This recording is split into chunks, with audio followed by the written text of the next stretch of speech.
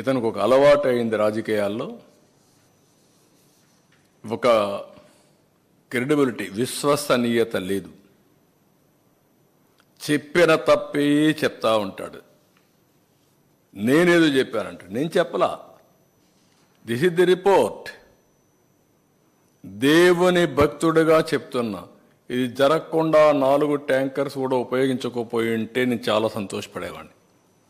బాధపడుతున్నా, మనోవేదన చెందుతున్నా.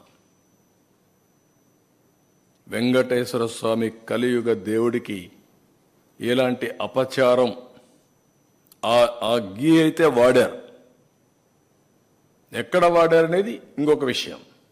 గీ అయితే వాడారు, ఆ గీలో ఉందా అంటే నెక్స్ట్ వచ్చిన గీలో ఉంది.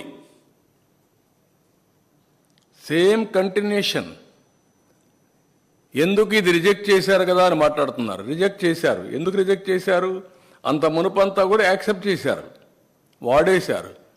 ఇది ఎన్డీడీబీకి పంపించారు కాబట్టి, అక్రిడిషన్ పంపించి టెస్ట్కి పంపించారు కాబట్టి, టెస్ట్లో ప్రూవ్ అయింది కాబట్టి రిజెక్ట్ చేశారు. ఇంత మునుపు చేయలేదా అంటే చేయలేదు. అడల్టరేషన్ టెస్ట్లే లేవు అక్కడ. ఇప్పుడు పెడుతున్న world class testing equipment, laboratories అన్నీ పెడతాం. అందరితో మాట్లాడతా, దేశంలో ఉండే ఎక్స్పర్ట్స్ అందరితో మాట్లాడి purity is important, sanctity is important, పవిత్రత. ఆ పవిత్రత కోసం ఏమేం చర్యలు తీసుకోవాలో చెక్స్ అండ్ బ్యాలెన్స్ అన్నీ పెడతాం. ఎలాంటి అపవిత్రమైన కార్యక్రమం వెంకటేశ్వర స్వామి సన్నిధిలో జరగకుండా, వారి ఆర్గనైజేషన్లో జరగకుండా కాపాడే బాధ్యత ట్రస్టీగా మనందరి బాధ్యత.